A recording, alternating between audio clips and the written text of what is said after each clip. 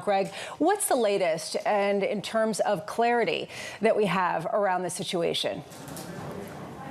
That's right. The prison service in Russia is saying that Alexey Navalny died. He died apparently after a walk, losing consciousness, but they did not give a specific reason for his death.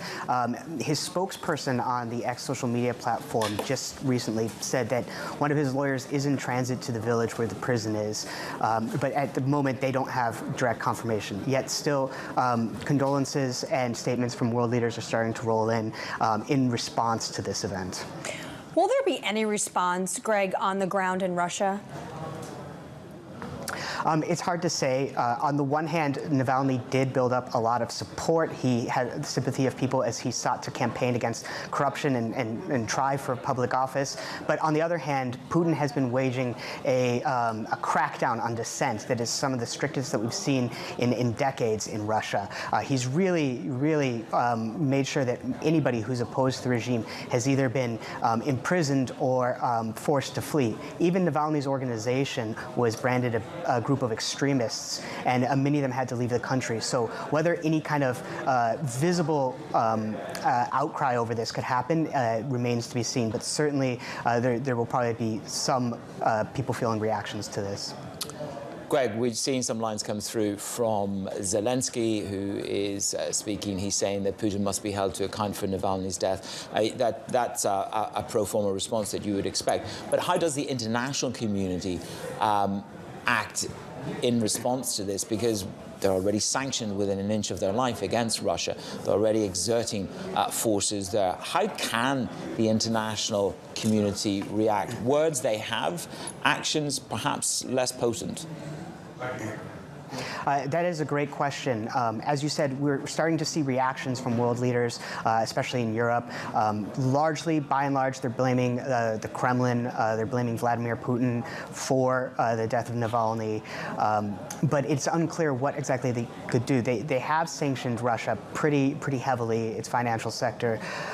So what tools they have to actually exert influence remains to be seen.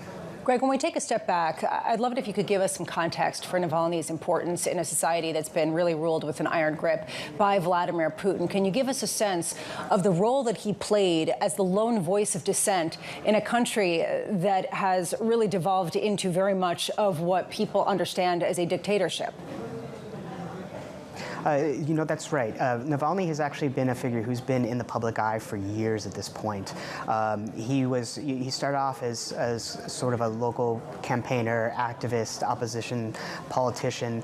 He campaigned against corruption. His organization frequently sought to try to expose corruption. He ran for public office, though he was also barred from running for public office by the Kremlin. In a lot of ways, he was the most prominent, the most visible opposition to the Kremlin for years in Russia. So as that, he garnered some sympathy and clearly a lot of notoriety.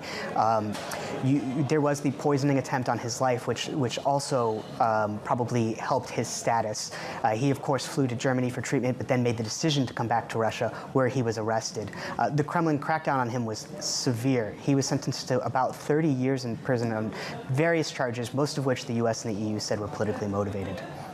And most recently, a remote Arctic prison. Greg, who fills this hole in Russian society? I can't think of another name that is going to come out and be as critical of the Kremlin as he's been.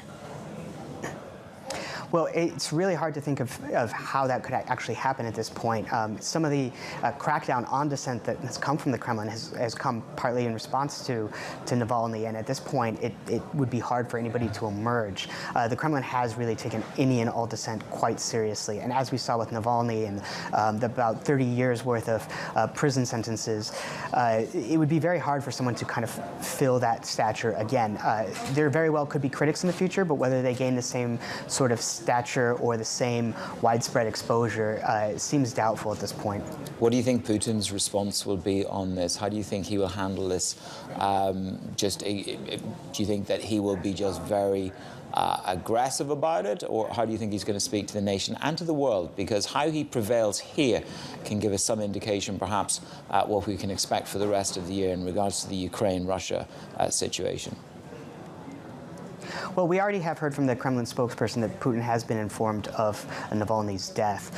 The way Putin has handled, and the Kremlin in general has handled Navalny, they rarely name him. Usually they don't name him. They refer to him condescendingly as the blogger or very dismissively.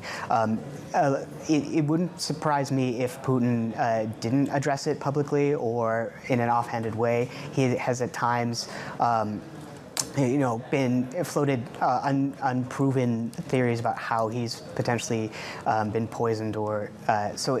I don't expect a very direct, or at least a very sincere response on the part of Putin, especially as we move forward with the presidential campaign.